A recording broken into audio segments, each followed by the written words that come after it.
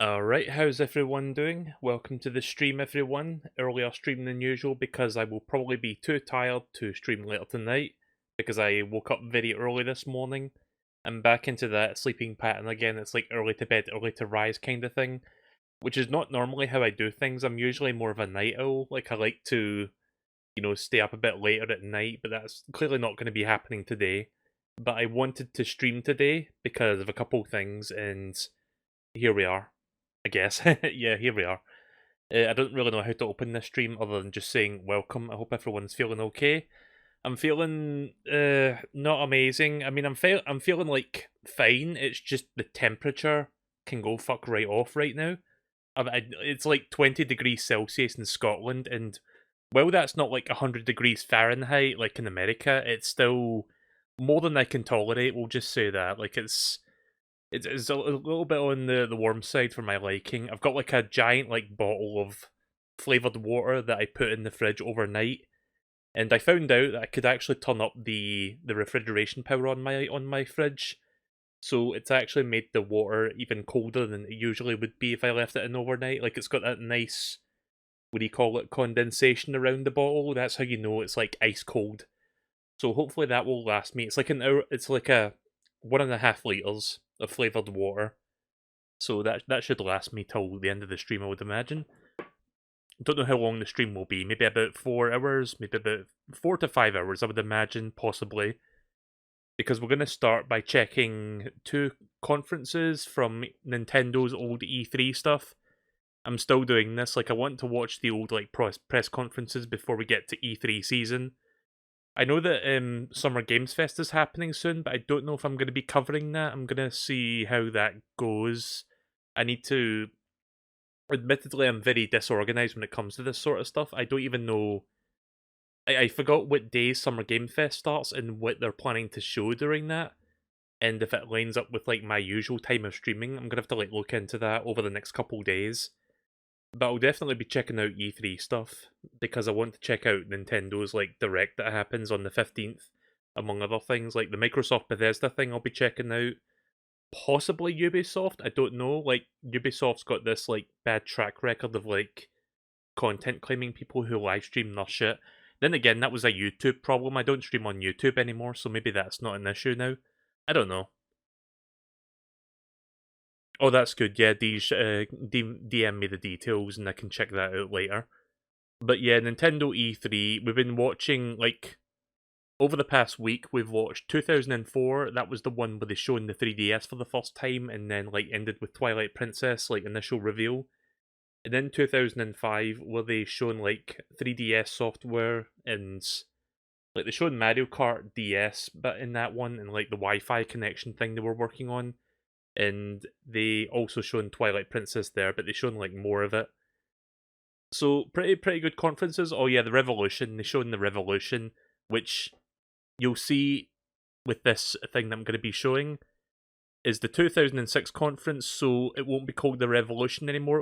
It'll be called, the official name, the Wii, the Nintendo Wii. Which, after like over, well, roughly 15 years of like getting used to it, it's normal now. But back then, it was just like so out of left field that people didn't know what to think of it. And people were just making fun of the name. It was like, haha, wee wee, haha. It's funny because P. But yeah, we'll just get into this. Hang on till I get this up and running. Right, here we go. So this is the 2006 conference, by the way. This one is just over an hour long. I may possibly do the 2007 one after the game I'll be playing today, rather than do both of these back to back, because I think they're both about an hour long. Let me know how the volume mixing is, as always. Start with Miyamoto right away. There's the Wii controller. We all, just for context, we didn't know what the Revolution was going to look like or what kind of thing it was going to be until literally like the week before E3 season. Like, Nintendo released like a press release where they're like, oh, by the way, our new next generation system is called the Nintendo Wii, and this is what the controller looks like.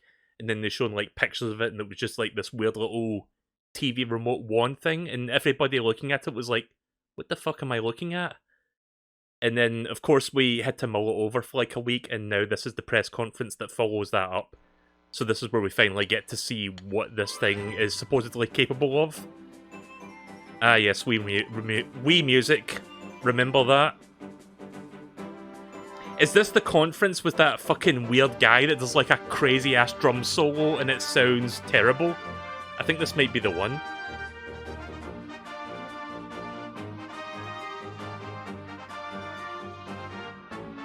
I love how the music's not even...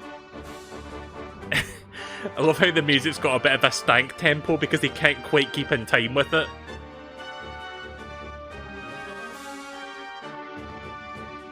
I mean, I'll give him an A for effort, but yes, it's kind of like funny just watching back on it now.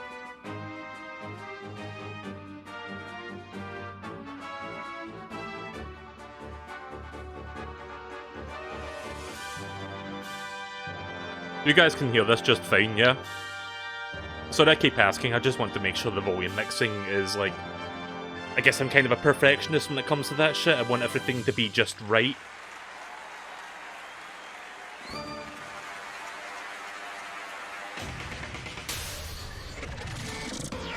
Yeah, but enough orchestra music, check out this game! Yeah, hardcore games for hardcore gamers! Joking aside, Excite Truck is actually a fun game. I had that. That was like one of the launch games that I picked up.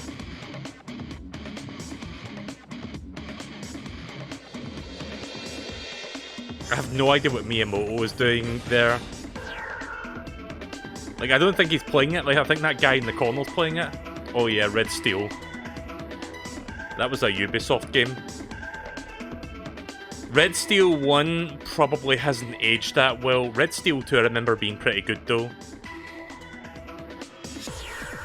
I'd love to see Red Steel 2 getting like a modern port, to be honest. Like that, I feel like that's a game that deserves like another chance.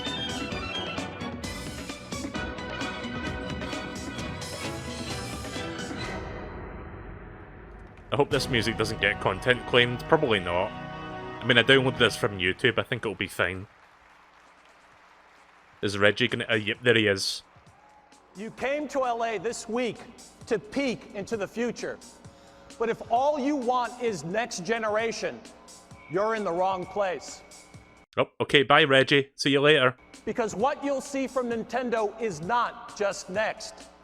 Instead, it's what's absolutely new. What we're unveiling is the next leap in gaming, to a place where playing is no longer just about looks, it's about the feel. Anyone love that humming in the left ear right now? Because that's not just my stream, that's this video that we're watching right now that's doing that. Where it's no longer confined to just a few, it's about everyone. And most of all, the next leap is not about what you see, because what you see is not always what you get. The next leap is about playing, because playing is believing.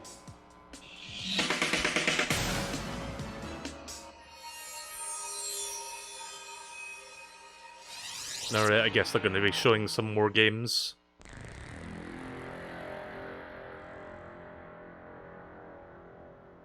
That's a nice reverb fart right there. You know that fucking meme with the reverb fart? Like, that's like that times a million.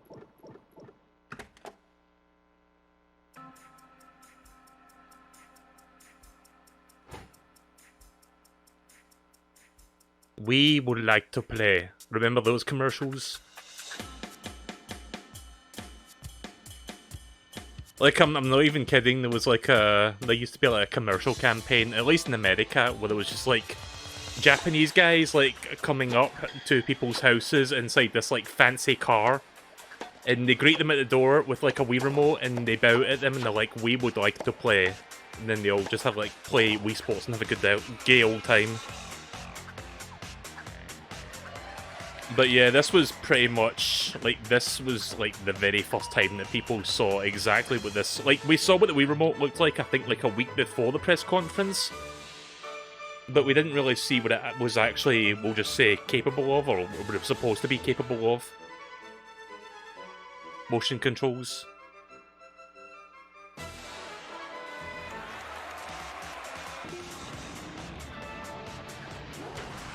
But yeah, for those that haven't played it, Excite Truck is a pretty decent game.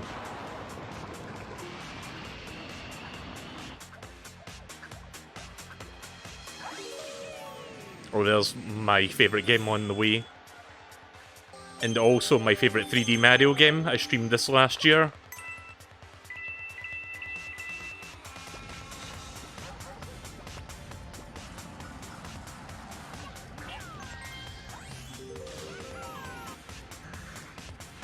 Like, say what you will about the Wii, I know nowadays a lot of people make fun of it for being, you know, like, casual focused and, like, you know, having motion controls and stuff. But you can't take away how fucking good Mario Galaxy is. Like, that game is amazing.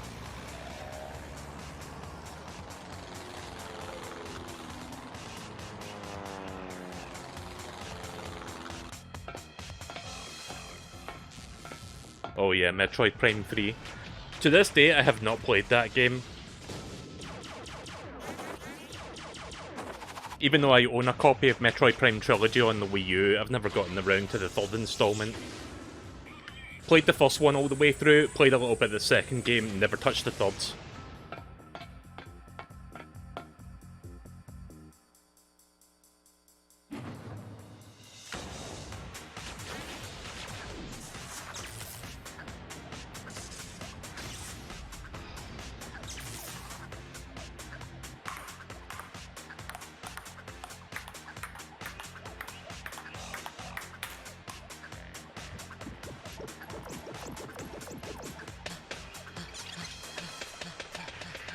Oh yeah, that's WarioWare. I forgot the subtitle, but that's a pretty good game. Fuck, what was that one called again? Smooth Moves? Yeah, that game was pretty fun. It's one of my favourite WarioWares, actually.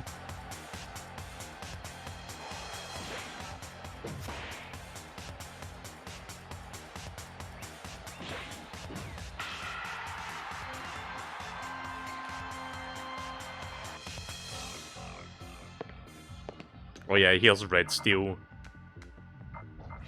I mean, for a launch game, it was probably like, you know, not the worst thing ever, but it's one of those games that probably hasn't aged that well.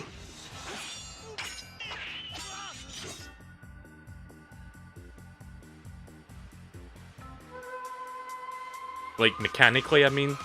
Just not really amazingly designed. I think Ubisoft made Red Steel, did they not? And then, of course, Twilight Princess. This is when we finally see, like, extensive gameplay of Twilight Princess. Like, up until this point, we only saw, like, a couple trailers for the game. We never saw gameplay. You know, outside of, like, the trailers themselves. Of course, this is when it also became apparent that this game was going to be a launch title for the Wii. But it also came out on GameCube for those that wanted it on that as well. Kind of like how Breath of the Wild came out on both the Wii U and Switch.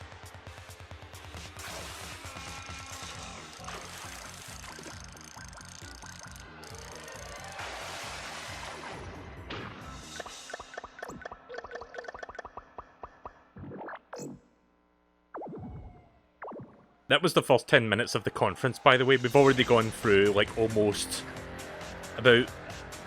I can't percentage right now, but we've gone through almost a sixth of an hour through this.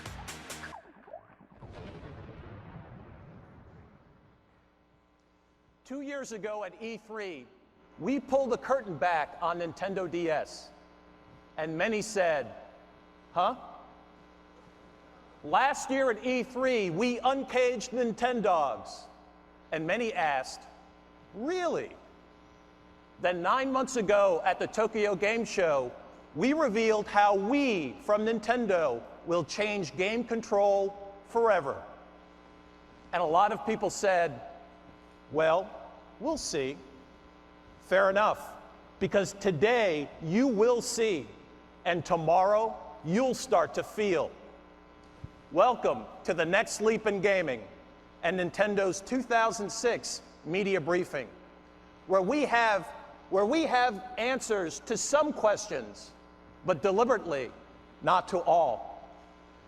Because our purpose this week is not to fill your left brain with information, but to jolt your right brain with inspiration. Has anyone ever noticed over the last few press conferences we've been watching that Reggie always talks about like how you should not like pay attention to your right brain with the information, but like your left brain with like inspiration and stuff?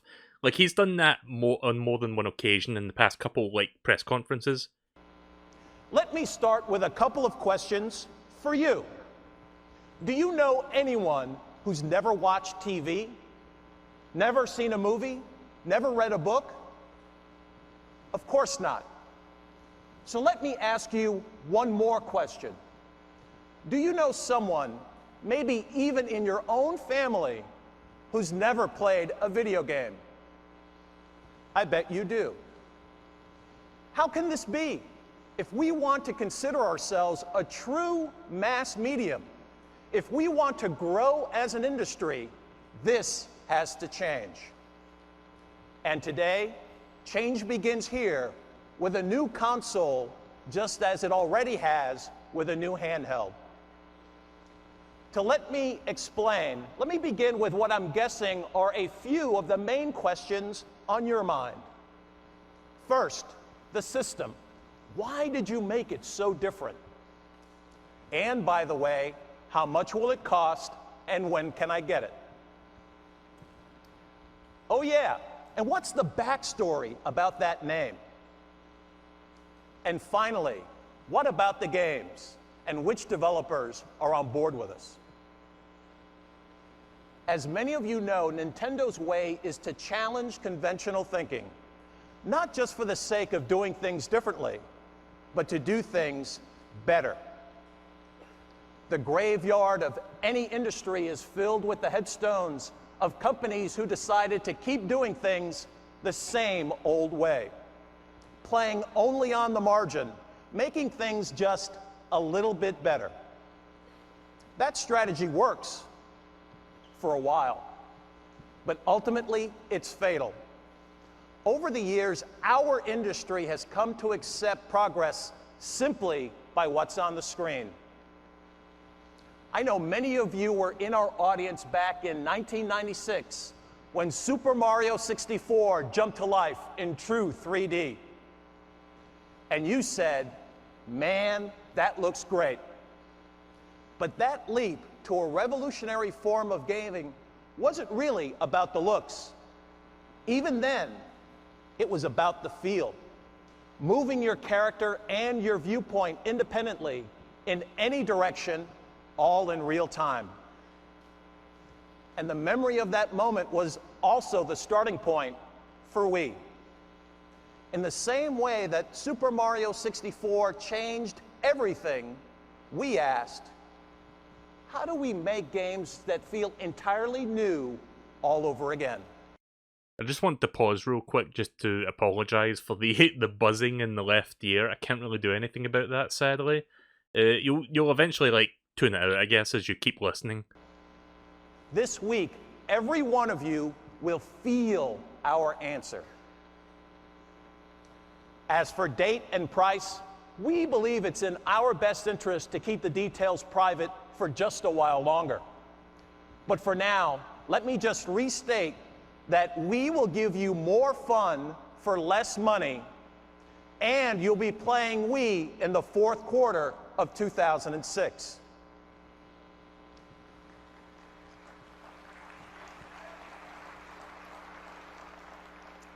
Okay, next, the name. First, we want to thank everyone who wrote good things about it the day you heard it.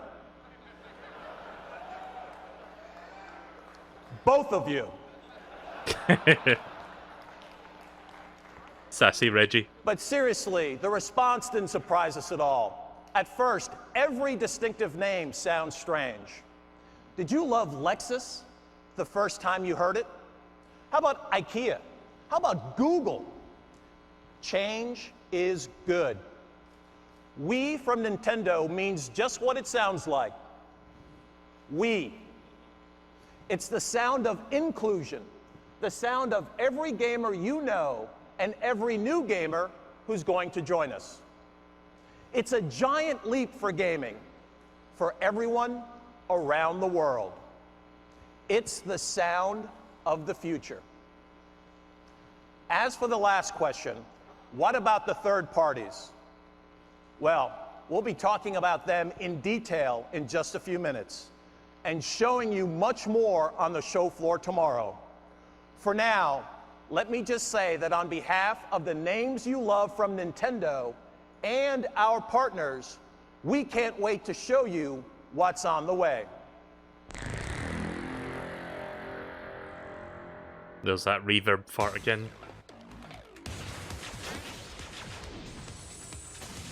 Like I said, I've never played Metroid Prime 3, but I've heard that game's also pretty good. Like, I played a little bit of Metroid Prime 2, but that game kind of left a bit of a bad taste in my mouth because I wasn't really a fan of the light world, dark world mechanic of that game. Oh, this game. Yeah, this game never came out in America. It came out in Europe for some reason, like, I've got it. But Disaster Day of Crisis never saw the light of day in the US. No idea why. It's such a fascinating game. I don't know if I've ever streamed it, actually. Maybe I should stream that someday.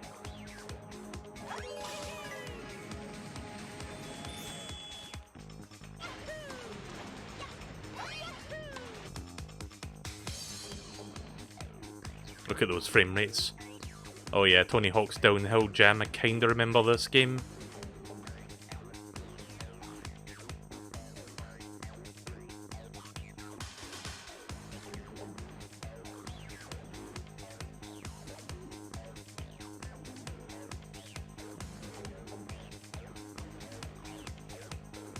Elite Bits.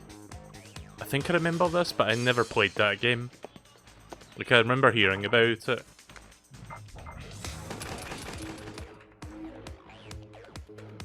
Rayman 4. Did they call that Rayman 4? Hang on.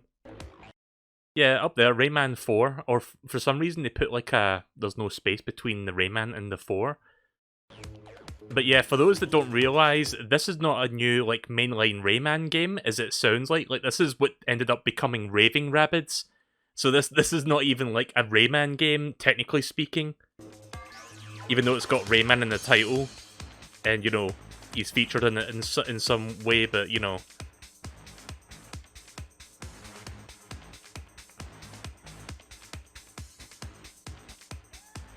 Sonic Wildfire. Yeah, this is Sonic in the Secret Rings, or whatever it was called.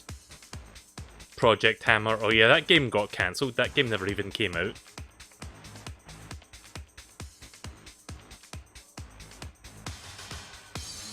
Again, I'm assuming that 4Kids were still dubbing at the time. So the localized version had like the 4Kids voice actors. Crystal Chronicles. I've never played a Crystal Chronicles game.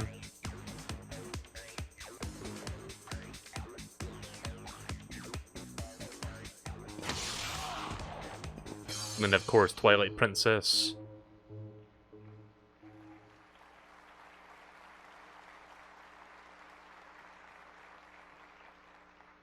I think you may have recognized that last game.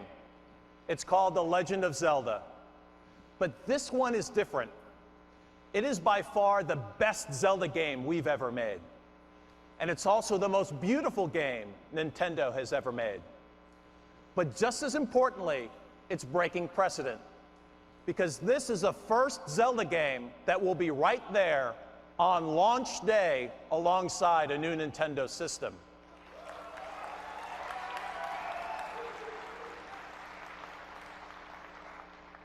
How good is that? I know you'll make that judgment for yourself, but there's no better time for a first look than right now. So please welcome Nate and Bill from Nintendo of America to host the world premiere of The Legend of Zelda: Twilight Princess, playing on the new Wii. Thank you, Reggie. Good morning, everyone. Are you ready? Yes, Bill Trinan. Nate and I are very happy and honored to be able to show all of you exactly how you're going to be playing Zelda this year on Wii. Very basic control is going to be very familiar to anyone who's ever played a Zelda game. Your movement is handled with the analog stick on the nunchuck. Link's arsenal of items is going to be mapped to the plus control pad on the Wii remote. And Zelda's patented targeting system will be handled using the Z button, also on the nunchuck in the left hand. But the Wii version of Twilight Princess takes advantage, of course, of the unique controller. It provides oh yeah, this is new, like the Death unique, Mountain and Mines intuitive area, isn't it? feel to the gameplay. And that's what makes it great. The first thing you'll notice on screen in the Wii version is the presence of a fairy. This fairy indicates where you'll be pointing with the Wii Remote's pointer. You'll use this on a very basic level to access all of your menu screens, select your items. It's very intuitive, it's very nice, it's very easy to use, and I think I'm not sure why the image is in 4:3, because clearly this is like a widescreen image being shrunken down. I don't know if I can fix that. Hang on. Is there a way I can get this to like display in 16:9? Because that shouldn't look like that. Give me 1 second while I try to figure this out, because I am not like as familiar with this media player in terms of like doing that shit. Let's see, pan and scan. Is this how I do it? Scale to 16:9. I think. Wait a minute. I want to make sure I don't fuck anything up here, because if I click the wrong thing, then it could mean bad news, so give me 1 second here. I'm sorry to like interrupt this, but I want to make sure, you know, it's working.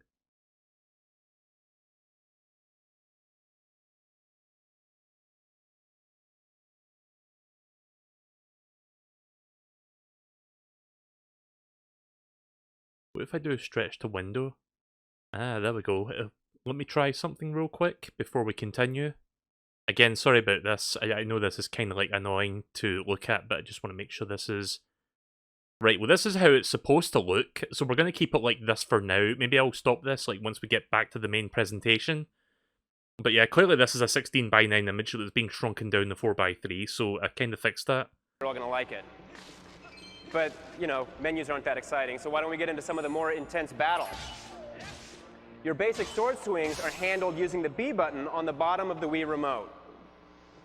But of course, not all of your enemies are going to be within reach. Some of them you're going to have to get at from a distance. And that's where Link's bow comes in handy. Like all distance weapons, the bow is going to be aimed using the pointer on the Wii Remote. Now, as Nate's showing us here, as you aim, there's a circle in the center of the screen. Within that circle, your targeting cursor moves independently. Outside it, the camera moves with it. The beauty of this control scheme is that it's intuitive. You know, there's no more inverted shooting, just point and shoot. And it adds realism to the game. It feels like you're actually aiming with a bow. It's not some controller. Now, with the bow, the Wii Remote also adds depth of sound. And this is where we can finally start to unveil some of the secrets that still remain about the controller. Built into the Wii Remote is a speaker. You'll hear the bowstring draw taut. You'll hear the flip of the arrow. And then you'll hear that sound travel from your hand to the TV, where that arrow will plunge into the chest of your enemy.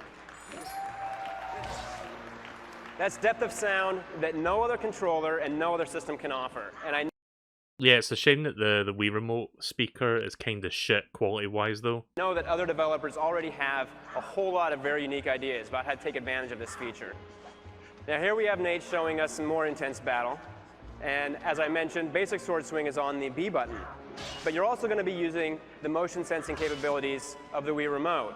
A quick jab with the Wii Remote, and Link does a shield shove, knocking your enemy silly. And the great thing is you feel the impact of that shove with the built-in rumble feature. Now watch... Oh, Nate's already taken care of him, so we'll do that later. With the boomerang, you'll also be using the pointer to aim. So what we're going to show you here is some basic Zelda puzzle solving.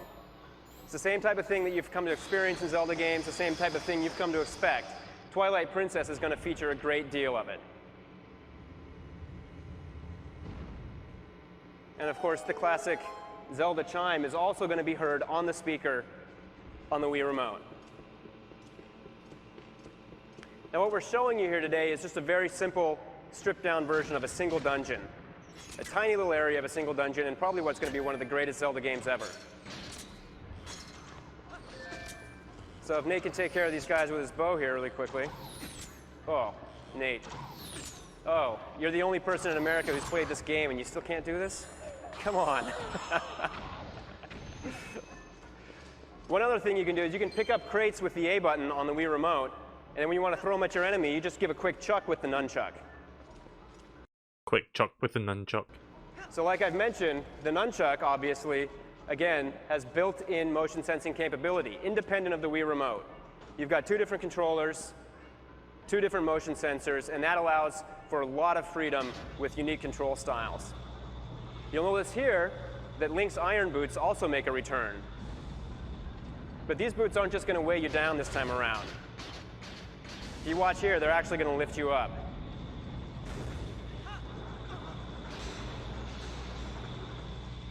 This is one of the gimmicks of this dungeon Magnets I really can be enjoyed. fun. Who knew? So again, the E3 version is just a very compact dungeon. It's also been toned down difficulty-wise because we want to make sure that all of you out there who have never played a Zelda game, because I'm sure there's plenty of you, can make it to the end. I'm sure that's a very polite way of saying, yeah, we know you video game journalists out there are incompetent at video games, so we dumbed it down a few notches. Enjoy! But now that we've talked about the basics, we'll kind of let Nate run through, show us some more intense battles, and then take you to the end. I mean, See let's what be else we have real, to Zelda play. games are not really that difficult to begin with. I mean, they can be challenging, but they're not that challenging. Again, quick little jab for the shield. Quick rotation for the spin attack, you'll notice there. Also on the nunchuck.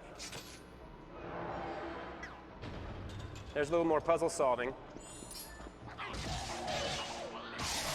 So again, quick rotation with the nunchuck for the spin attack, and then you just stab down with the nunchuck. The death and Link will thrust. do his down thrust, finishing your enemies off. Or whatever that's And let me called, tell you, down thrust. That feels really good. One of the many abilities that Link can learn in this game.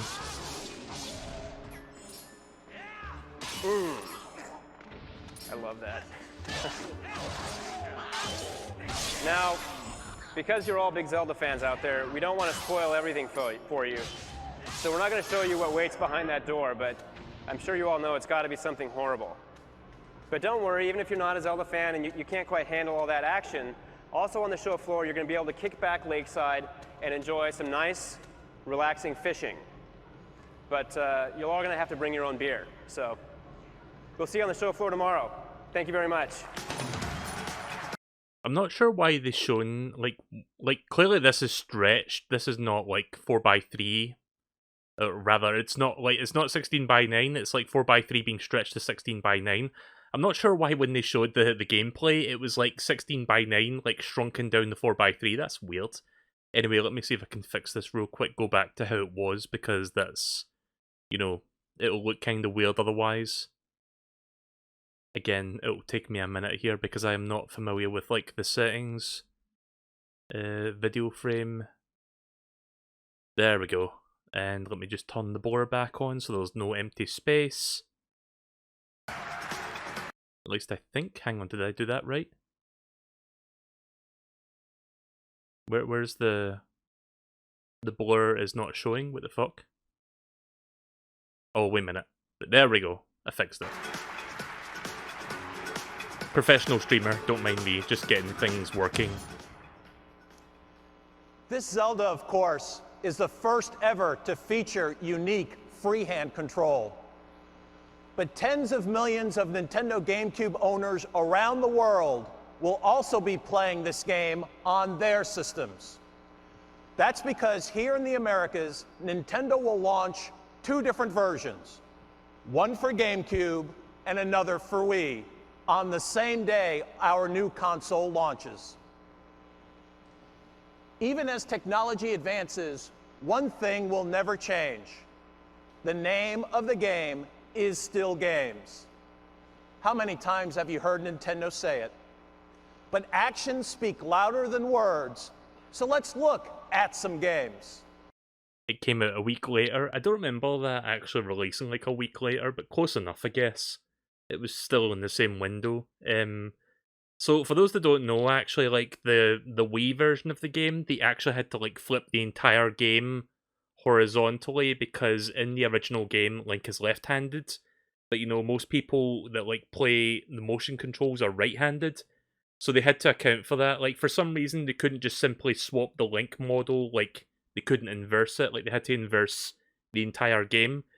So if you're familiar with the GameCube version and then you play the Wii version, it's going to be very confusing because everything is like essentially mirrored. It's like playing a mirror mode, essentially. And I think Twilight Princess HD, I think that version, the default version is the Wii version, I think. I can't remember, but basically the HD version on the Wii U features both versions in terms of like the layout. So you've got like regular and then you've got mirrored. Samus is back, and Metroid Prime 3 Corruption. You'll not only do more running and gunning, but both the Wii Remote and Nunchuk controllers, each with its own motion sensor, will pump up your heart rate like never before. It's both the new Metroid and the most intuitive first-person shooter ever. And Mario is back too.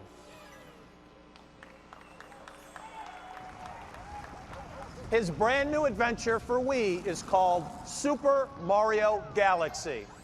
And with freehand control, Mr. Miyamoto has given Mario moves he's never had before. Swing your hand to bat away objects, grab onto shooting stars with the pointer, swim through space, and skip along the stratosphere. I swear they got like 2 wanna become. Holy shit, where are all those wanna become famouses coming from? At least Nightbot is pulling its weight. Holy shit. We said this new system represents. I was about to say that I got like 2 wannabe famous messages that Nightbot stamped out, but then I got like 2 or 3 more, like just immediately. That's never happened before. Usually it's like every once in a while, but that was like 4 or 5 in like a minute. That was weird. Represents the next leap in gaming. But can it truly be new if all the names are the same? Of course not. That's why we're hard at work on new franchises to expand our portfolio. One of them, which got cancelled. And we like to give you 3 early previews this morning. First up is Excite Truck. Most of you recognize the pedigree.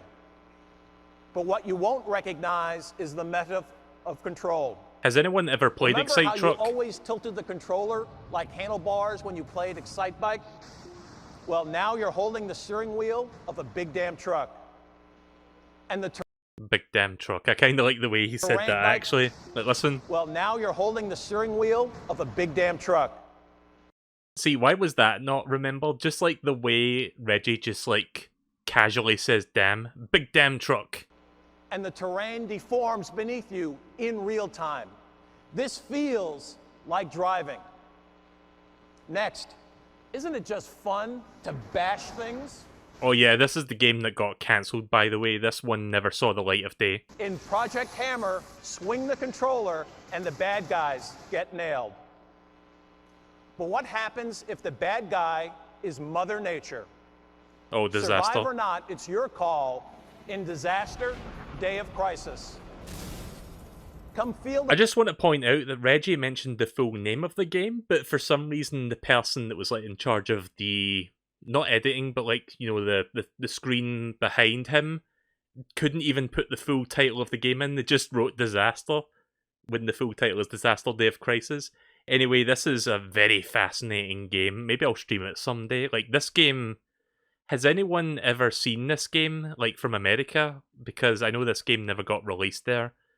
I think, I forgot who made this game, but it's a very, very unique game, we'll just say. I kind of like it. It's very silly. We'll just say that. It's a very silly game. But that's kind of like, I feel like it's got charm because of that. Panic and bring the catastrophe under your control. See, they make it look unsound all serious when they like show it here, but when you actually see the game, it's like really fucking dumb. But it's the good kind of dumb. Obviously, game creation inside Nintendo is important. But just as important is what's coming from our great third-party partners around the world. Independent developers have been hard at work in Japan. And although we won't be spending a lot of time today detailing their projects, we did want to underscore a couple of excellent examples. When Sega saw the new control system, they said, It's time to put Sonic Hypersonic? back into gear. Wait, so earlier they called it Sonic Wildfire, and then they called it Hypersonic? Like, which is it? And also, it's neither of those games, it was Sonic and the Secret Rings. Finally, the Speedster is totally under your control. Weird. Look up. The mothership is about to land, and Square Enix is Oh, Reggie said Mother. Mother is confirmed. Mother 3. arriving with an exclusive iteration of its legendary series with Final Fantasy Crystal Chronicles. Yet again, we will take what is familiar and reinvent it. Hi there, MSP. And Hallmark franchises are also on the way from this side of the Pacific. You may be a veteran All-Pro playing EA's Madden Football, Yeah. but with freehand control, reinventing everything from the snap, to the drop back, to the pass, to the run after the catch, you'll feel like a lively rookie all over again. I bet that game was shit. And grinders know it's all about balance. And with Activision's Tony Hawk, we will transmit that reality right to the palms of your hands. I'm pretty sure this game was shit as well. And Rayman's traveled to many platforms for Ubisoft over the last 10 years. But if you think you know Rayman, wait until you see him with Wii. I would say that this marks the death for the Rayman franchise, but we have technically had two good Rayman games after Raving Rabbids. I forgot what their names are, but like one of them was on the Wii U. And THQ's SpongeBob also gets the makeover he's always longed for with freehand control. There is great stuff on the way. And while we're not going to specify a launch number this morning, you'll be playing 27 different Wii games tomorrow on the show floor. Also, it didn't really occur to me until like after he spoke a little bit there, like it just sunk in. Isn't it weird to hear Reggie like say SpongeBob? Like listen. Takeover he's always with Wii. Like listen. And THQ's SpongeBob also. So Reggie has said SpongeBob at least once in his lifetime, publicly, for us to hear. Also gets the makeover he's always longed for with freehand control. There is great stuff on the way. And while we're not going to specify a launch number this morning, you'll be playing 27 different Wii games tomorrow on the show floor. You got Creature from the Krusty Krab. That's not the one that got remade last year, was it? Like, that's a different game entirely. And seeing even more on video. And remember, that 27 number includes none of the titles which will be available with our virtual console. Until you get the controller in your hand, you're nowhere near feeling what this is all about. Today, all we can do is show you examples. So let's bring another one to life right here on this stage.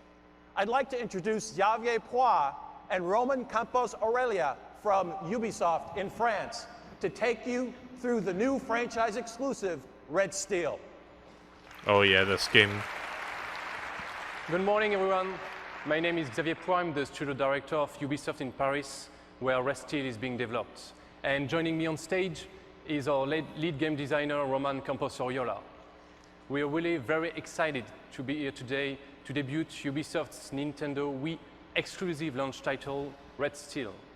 I noticed something there in the background. Is being developed. And joining me on stage, like look at the gameplay thing here. Like they show you the controls, but look down here. Lead game designer Roman Campos Glitchy Oriola. graphics. I like how they like cut away to that to show the logo again because something was going wrong with the game graphics. We are really very excited to be here today to debut Ubisoft's Nintendo Wii exclusive launch title, Red Steel.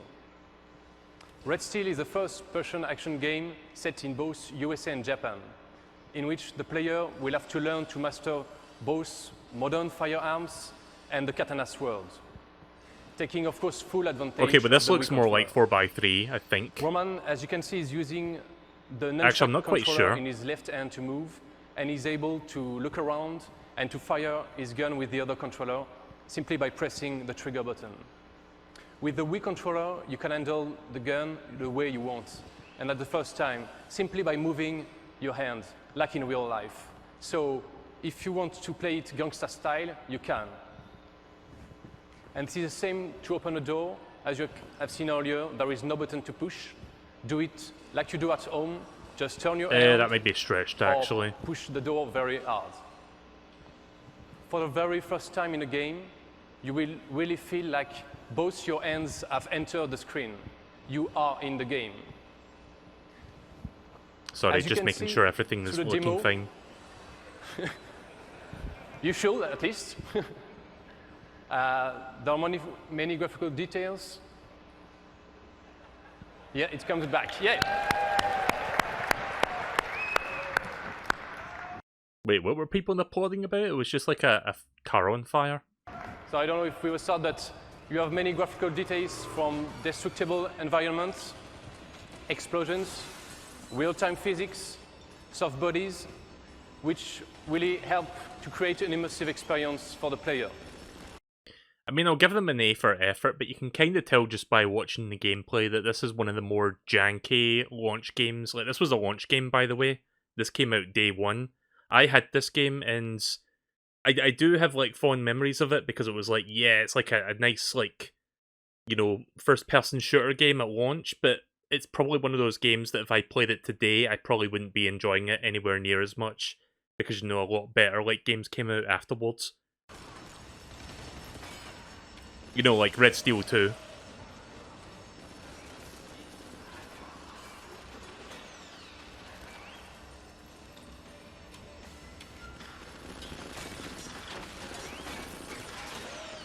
So this is a little warm-up with enemies before we go into more details.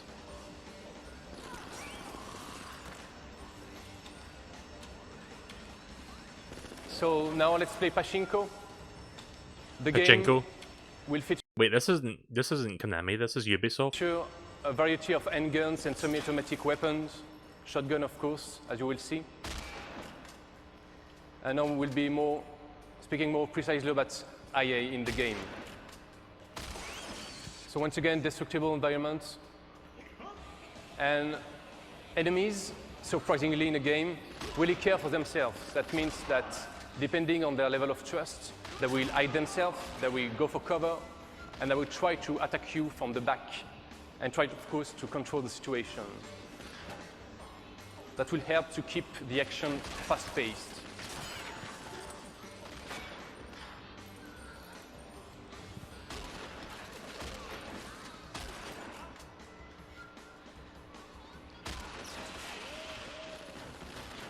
We also have a system of AI that we can call a clan system.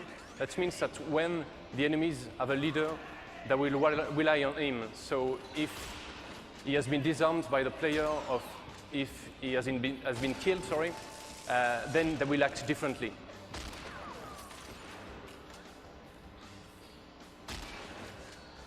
Every time I see the common enemy with like a red like jacket, I just think it looks like Travis Touchdown from a distance.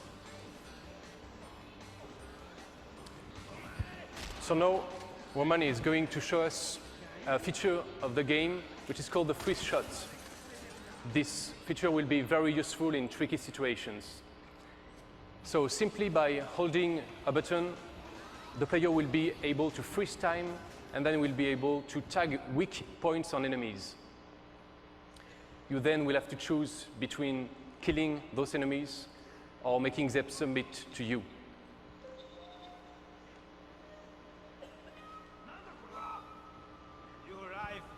In this scene, you will be able to see the freeze shot.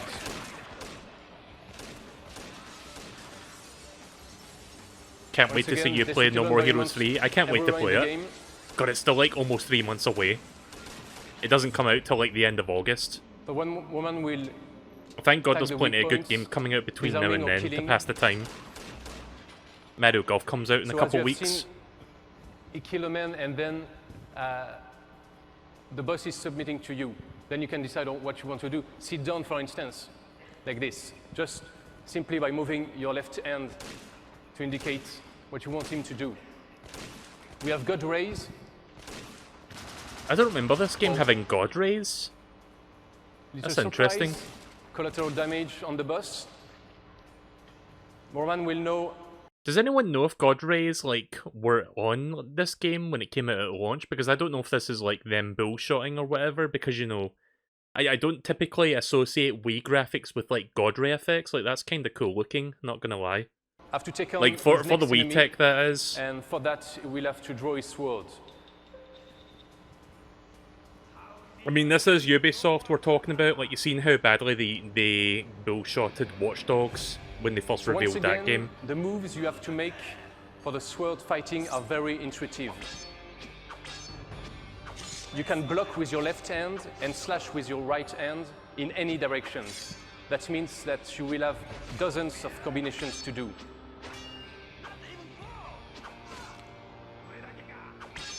Oh yeah, the sword fighting. Which is not as good as it sounds. This will It's be kind of very like easy janky to as well. unload, thanks to the Wii controller, but of course very hard to master. Thanks a lot for letting us introduce you to Red Steel, even if we had some small problems. But everybody will be able to play it tomorrow at the Nintendo booth. Thanks a lot. Alright, next game, I think. Thank you, Xavier and Roman, for the demonstration. We want to switch gears now from what's going to be hot tomorrow to what's hot right now, Nintendo DS. Please welcome our Senior Vice President of Marketing and Corporate Communications, George Harrison. George? Ah yes, the marketing guy. Whoa, door! I mean, that's one way to make an entrance. The fucking DeLorean-ass door over there. Today is a promise. No matter who you are, gamer, developer, publisher, retailer, we will make things better. Well, what makes us think that Nintendo can deliver? Well, above all, one... Oh yeah, they still had the OG fat DS at the time, like the DS Lite didn't come out yet. I don't know if this was where they like announced the DS Lite or if that was like next year. thing, Nintendo DS. Our long-held strategy of disruption became reality when we launched DS 18 months ago. Since then, true gamers have bought into true hardware disruption and software disruption. It's a different approach to portable play. Now, we're not going to spend too much time today drilling DS down Lite on came the out in sales 2006. numbers, but a little clarity is in order. Either they showed it here The or they DS like revealed launched it like at a the few end of months later. 2004, and it did very well. Then the PSP arrived, and some of you questioned if we were up to the challenge. But once all the early adopters cleared away, it became clear that a matter of games. WarioWare it's always Touch is matter a of great games, game as as well. It always is. And what's revived the portable market is what only the DS delivered. Things players had never seen before. Nintendogs, the brain games, seamless portable Wi-Fi play. The result is Oh yeah, Metroid Prime Hunters finally came out. Like back when the DS first came out, the pack-in like thing for it, like Metroid Prime Hunters, it wasn't a full game, it was just like a glorified demo that came with your system. But yeah, I guess like it was either this year or like late 2005 that the full game finally came out. this. In terms of actual sell-through to players, the DS has sold more than 16 million units worldwide since its launch just 18 months ago. Now, independent sources put total worldwide PSP sell-through to consumers at millions less. Yeah, this seems like that they're building up to like announcing the DS Lite here. Millions less. But even more important is our growing momentum. First came Nintendogs. More than 6 million copies were sold to players around the world in just 13 months. Then we launched Nintendo Wi-Fi Connection, the most accessible game network ever created for dedicated gameplay. Easy and free is a pretty persuasive offer. And the player response proves it. 1.3 million discrete Wi-Fi connection users so far, totaling over 40 million gameplay sessions. And all this in less than half a year. But maybe the strongest wave of all has just Yeah, reached back our when online shores. was free, those were the 3 weeks days. ago, the first brain game launched here in North America. This after the 3 versions in Japan sold through to more than 5 million players. Over a third of them over the age of 35. Now, it's too soon to tell if our ultimate success will match Japan's. But we do know that our sales of Brain Age over the first 3 weeks, now totaling about 120,000 units, is even more than what we saw in Japan. And we expect to leverage that same appeal with a wider spectrum of games that we're calling touch generations. Beyond the Brain games, upcoming games like Clubhouse games and Sudoku Oh yeah, Master Clubhouse games. will further our reach to include people who've never felt comfortable with games before. For DS, we're simply not letting up. In just a few weeks, the newest handheld sensation arrives here in America. Nintendo DS Lite. It's smaller, here we go. lighter, and brighter than the original. And if the Japan experience is any teacher, it will be even more popular than the original. In only a week, you'll be playing an all-new Mario game, which is the very picture of old school. The I environments, really like New Super Mario Bros. Like the original and one. motions look familiar. It's a really good But game with in my new opinion. spinning blue shells and the ability for 2 players to pit Mario against Luigi wirelessly, this is a brand new Mario game, which will appeal to brand new players. The Pokemon are coming too. In Pokemon Blue Mystery Dungeon for the DS, and a companion Red Mystery Dungeon for the Game Boy. You Oh yeah, that's right. This was a Game Boy Advance game, and then this one came out on DS. Does anyone remember that? Like, I had the GBA one back in the day. don't play with the Pokemon, you are the Pokemon. These games, which have already sold through 1.4 million copies in just 6 months in Japan, arrive here on September 18th. Now, other Hall of Fame Nintendo names are also on the way, including Diddy Kong Yoshi, Racing. Star Fox, and Diddy Kong. And I know that if you're a Final Fantasy fan here in the West, there's always been something missing in your life. Final Fantasy III. Well, prepare to be fulfilled. The legendary title is coming to America on the DS, complete with a compelling storyline, but made even better with improved 3D graphics. Apparently Final Fantasy III on the DS And is one more pretty legend good. is also going global. Tony Hawk's Downhill Jam has him recruiting the best downhill skaters Oh from yeah, there was a around the world. DS version of this as well. I forgot about But you that. can also connect directly to the best Hawk players around the world. And thanks to the Nintendo Wi-Fi connection, you can chat on voice over IP at the same time. Perhaps best of all, DS is also getting its own exclusive Zelda title, The Legend of Zelda Phantom Hourglass. Oh yeah.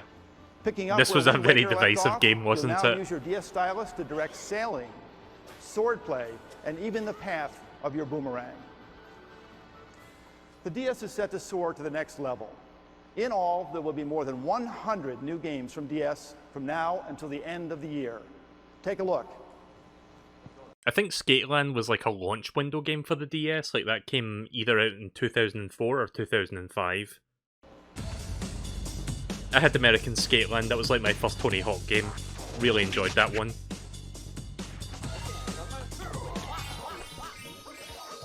Oh yeah, this game, I've never played it, but this was kind of a weird like collaboration with Square Enix, I think. Wasn't this called Star Fox Command? I've never played this one. I've played almost all of the Star Fox games, but I've never played Command specifically. I've heard mixed things about it. Like, one of the cool things about it I heard was that it's got lots of different endings, but that's about it.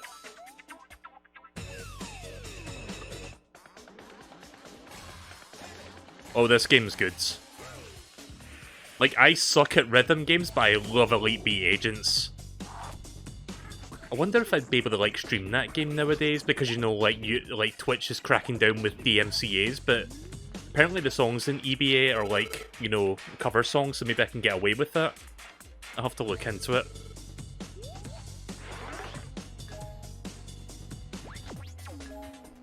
Diddy Kong Racing on the DS.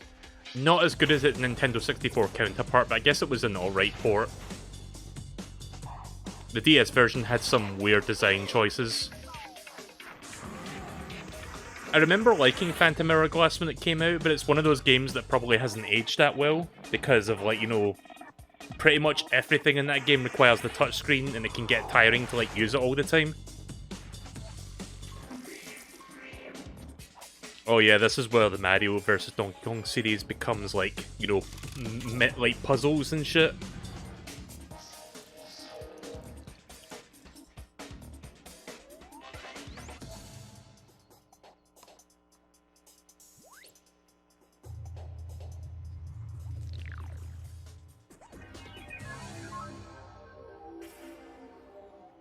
Ladies and gentlemen, please welcome Mr. Satoru Iwata. I love these DeLorean doors that they have installed specifically for this presentation. Thank you, and good morning. When I became Nintendo president, we decided on new goal for our company, expanding the total number of people who play games. In order to do this, we needed to target not only current gamers, but two different types of consumers. Those who once played but who had lost interest, and even those who had never played before.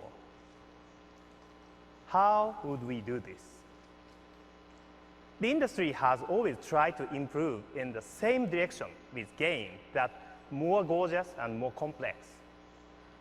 But in order to approach lapsed or former gamers and non-gamers, these types of games cannot serve our purpose. The logical solution is to reinvent the relationship between player and game, the game controller interface. We believe this approach can appeal to a much broader audience, but also excite core gamers. This is important because core gamers always represent our most important audience. Our first implementation was Nintendo DS. Like many disruptive innovations, at first, it confused some people. But these people began to understand when they started to pet their puppies with a stylus and talk to them through the microphone. I think the DS like had a GBA slot still. I don't remember if it did. I think it did. Does anyone know? Because I don't remember, but I think it did. And yeah, the DSi definitely removed it at that point, like by that point. Next in Japan, we launched the first of the brain games. They have already been played by millions of people who never tried a video game before.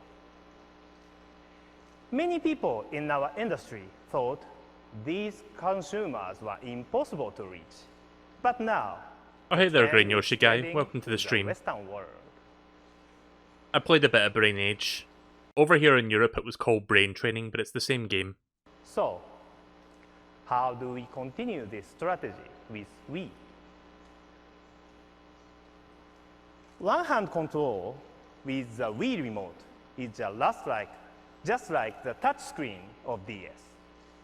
It breaks down a barrier to non-gamers and lapsed gamers. For anyone, it is comfortable. In addition, most lapsed gamers have wonderful memories of games they used to play. The virtual console aspect of Wii will bring them together again. And the virtual console will also act as a living laboratory for simple, intuitive games. Using the creative approach with the Wii remote, control, and the business model of the virtual console, maybe a game like Tetris can be feasible once again.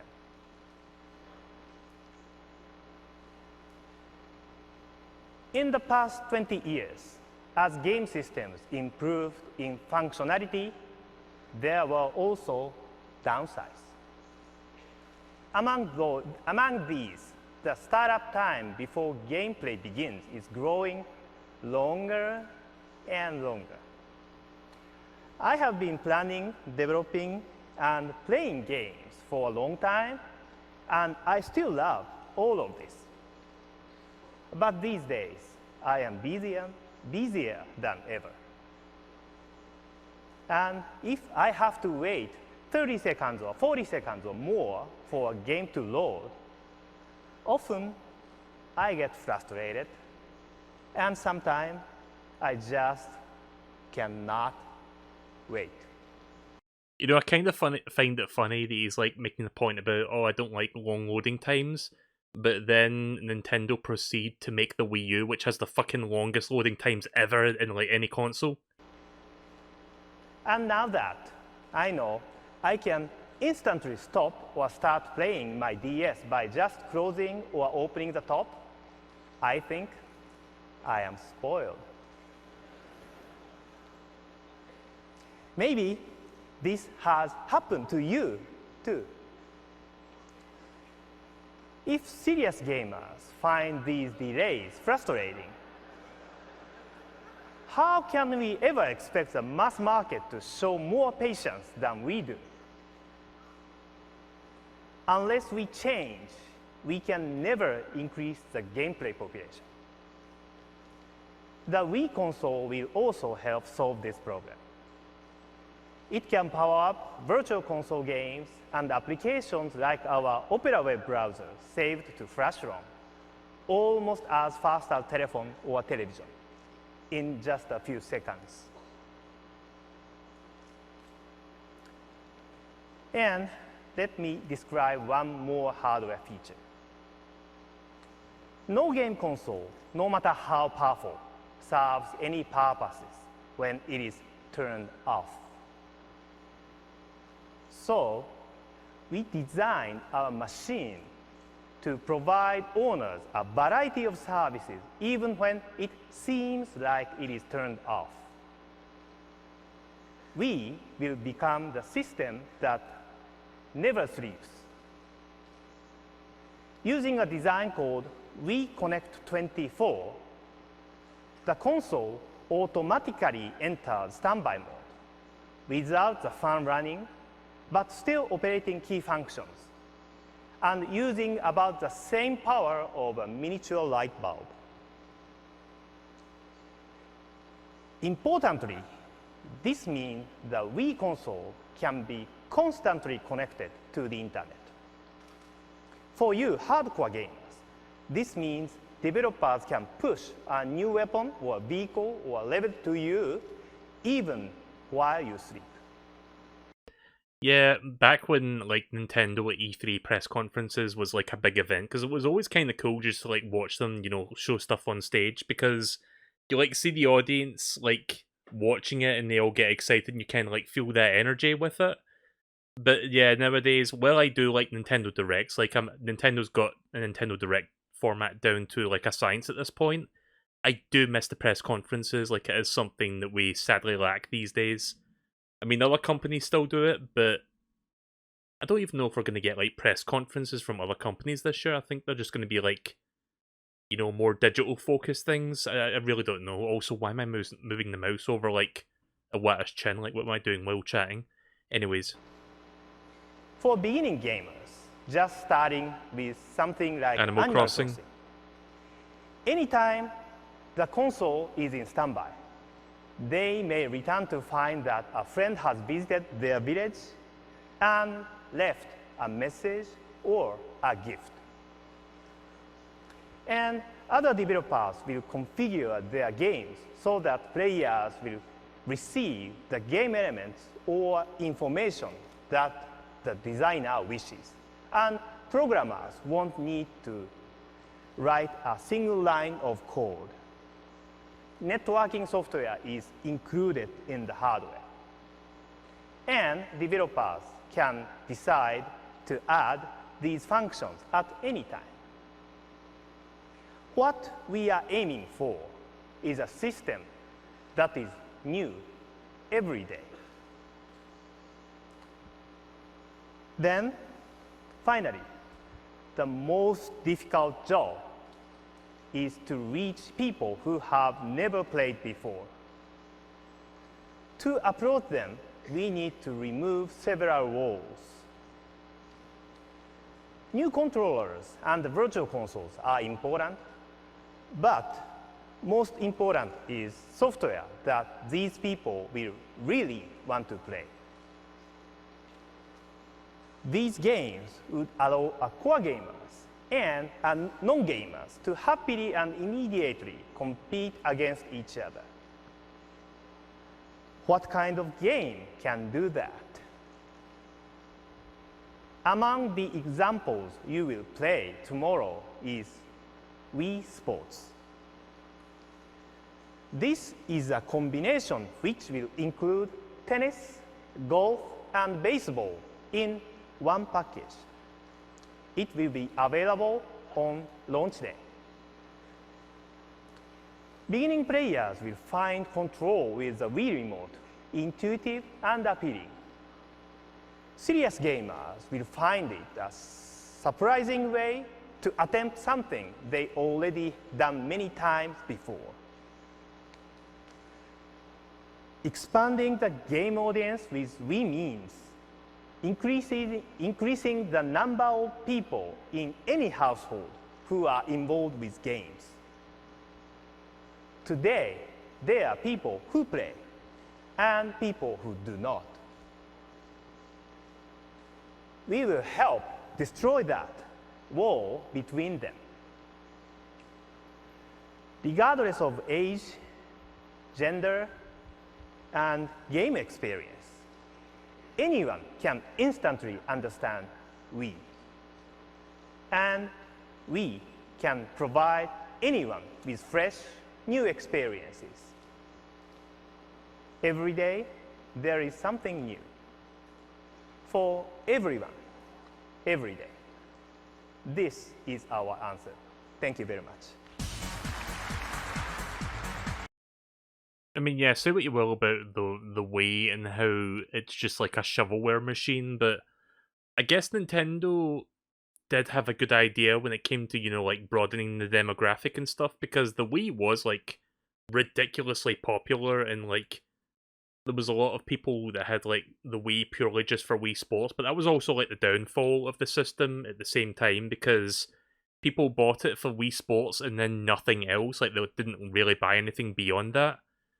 But yeah, it was kind of like interesting how Nintendo was like trying this different approach, and I guess it worked on some level, but yeah, eventually they like went back to, you know, more core stuff and less like casual stuff.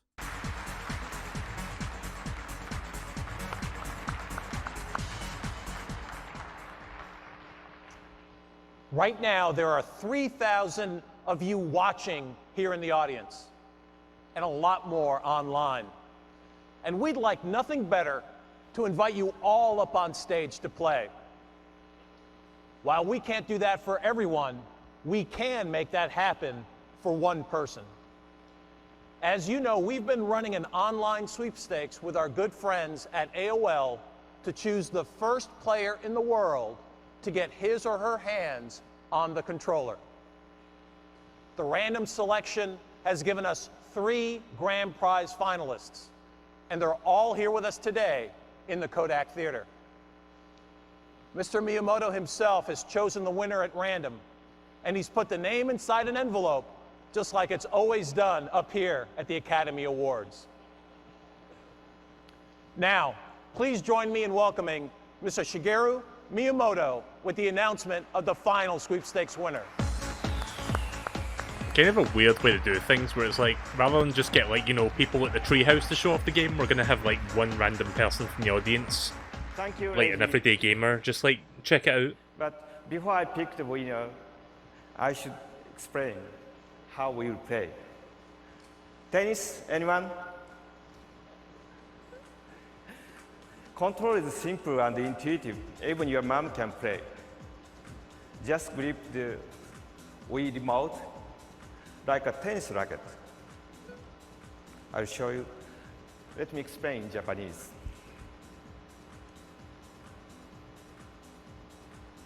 Toss up. To serve, you just toss and serve. One swift stroke. Forehand. You hit Beltran in forehands. providing the commentary. Forehand. Forehands, backhands. Lobbing. You can swing low to high to hit lobs. Top spin. Twist the remote as you're swinging for topspin or backspin. And hopefully you'll keep it in bounds. I love the noise that Miyamoto made there when he missed that. Like, listen. Or backspin. And I've never heard Miyamoto make that noise before. Ah! hopefully you'll keep it in bounds. あんまりね、I'm pro player あんまり上手じゃないんでね、I'm not quite as good as I hoped at this game. 誰かに手伝ってもらおうと。Let's see. Let me see what you said there. To me, the Wii's success was an accident. They got the non-gamers. Part of the reason why the Wii U didn't do so hot, they moved on to the iPhone. Yeah, that's true. The Wii U, like, they were trying to continue chasing, like, that casual market with the Wii U, and obviously that backfired in a big way. Also, the whole, like, messaging of the Wii U, like, half the people that were looking at the Wii U didn't even know if that was, like, an extension to the Wii because of the name. Like, it was just, like, a bit of a shit show. Like, they spent that entire generation trying to, you know, get the messaging across, and they couldn't do anything, like, right with it. Thank God the Switch was, like, simple and easy to understand. Like, everybody understood that immediately. So let's see if I can find a partner who maybe is a little bit better than I am. Then the winner is Scott Dyer. Scott Dyer. Come to the stage.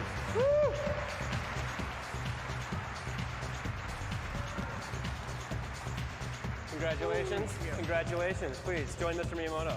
Congratulations. May I ask you to be my partner in the next game? Yes. Why don't you stand on the other side of Mr. Miyamoto? レジさんもない。誰か相手がいるんじゃないですかね。 Why don't we, Reggie, why don't you come out? Do we have anybody that we could possibly play against? Yeah, I think I could find someone to play. I think we're ready to go. Oh yeah, there we go. Mr. Iwata, maybe Everyone this is year, here. I can just take the names and you can pick the, Go ahead and you run know. your hand through the strap. Yes, of course. That is my job. Wow. We'll play around. Looks, When does Reggie, like, I don't think it was this conference, but when was it that Reggie goes, my body is ready? Is that when they show the Wii Fit? Like, I think that was like the next year. looks like we've got Mr. Iwata both here on stage and in the game. Oh yeah, there's the Mii's. This is like the prototype version of the Mii's, by the way. Because they look kind of a little bit different from how they looked like in the final retail version. Who's that handsome devil? Yeah, it looks a little bit crusty compared to how the Mii's looked like in the final There's our version winner. of the Wii. Okay. いきます。 So we've got Mr. Miyamoto and his partner on the left side, and we've got Reggie and Mr. Iwata on the right. So again, toss and serve. Look at forehand, backhand. Game point. Uh-oh. As you can see, this is a quick, shortened version of tennis. 3 points and you lose. So let's see if our executive team here can make a comeback. Oh, no. もう一回やりますか？もう一回やります。 That was quick. Maybe we need should a give these guys rematch. another chance. It's weird just seeing like Reggie, Iwata, and Miyamoto all on stage together, like playing virtual tennis. It's like, is this real life? Like, you kind of have to think about it for a minute. チームです。 A little rematch. リマッチ。Come on. Nice serve. Oh, nice. Oh, Reggie. Good. Oh, very good. You know, I Very would have good. thought you'd have a little more power in that, Reggie. You're distracting me. What is this?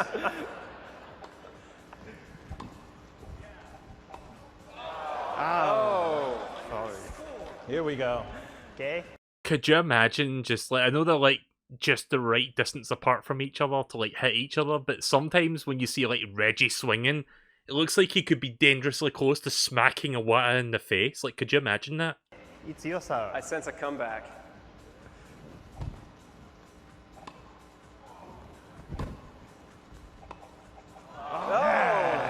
game.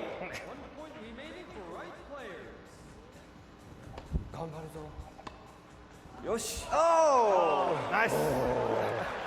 Wow. Mr. Miyamoto, you pulled it out in the end. What a shot. Very good. We'll gather in the middle.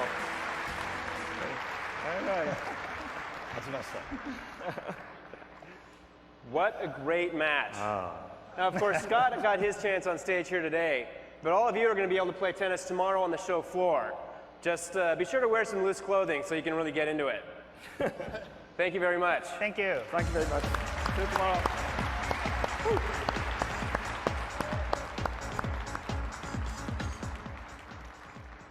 Let's face it, the bottom line of every E3 is simple.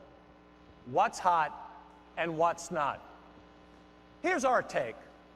What's hot is the feel of the game. The look is secondary. What's hot is the next leap, not just a small step. It's hot if it's disruptive. It's not if it's predictable. The future of our industry is inclusion, not exclusion. It's about the heat of emotion, not the chill of technology. We know that the future is right here. We and the DS represent the same thing, risk. Risk allows progress. We're a company that doesn't run from risk, we run to it. Change is good. We were the disruptor 20 years ago, and we still are today. DS is only the latest example. We will come next. Every year, we hope you'll walk out of our media briefing saying, yeah, these guys are the hot story of the show. But you know what? Today, we're not asking that. Of course, we hope you like what you've seen so far. But in reality, we also know that seeing is just an impression. Playing is believing. Thank you all. We look forward to seeing you on our show floor tomorrow. Right, well that's the end of the conference. Ha, IGN. So yeah, I think they mentioned this was the Kodak Theatre that were taking place in this conference. It's a really nice looking theatre. Yeah, I kind of miss like Nintendo holding like big press conferences. That's just looping back to the start again. But yeah, I kind of miss like Nintendo doing these like big live shows and stuff. Like I think the last one they did was in 2012, which I think eventually I'll make my way toward the 2012 one, because I think that was like before the Wii U came out, but that was like where they showing like some Wii U stuff. What an unfortunate console. But yeah, that was, I guess, the funny thing was the Wii didn't even come out yet, and they still had like the GameCube, but the GameCube to them was pretty much just dead already. Like they didn't even show a single GameCube game. It was like, okay, here's a whole bunch of Wii stuff, now let's move on to other stuff. Here's DS. Alright, back to the Wii. Like they didn't even bother with the GameCube at that point. Like, the only GameCube thing we technically saw was Twilight Princess, but that was just like, you know, at this point, they just kind of moved on and was like, okay, this is what the Wii version looks like, and this is how the Wii version plays. But yeah, cool press conference. The next one would be 2007. I don't know if I want to do that right now. I might want to move on to a game for now, just to kind of like break things up a bit rather than like do both of them back to back, because the next one is also about an hour in length. So if you guys are okay with that, I think we're just going to move on to a game for now, and then afterward we will chill by watching the 2007 press conference. So I think I'm going to do it that way. So yeah, let's move on for the moment. We will come back to Nintendo press conferences with the 2007 one in just a couple hours, I guess.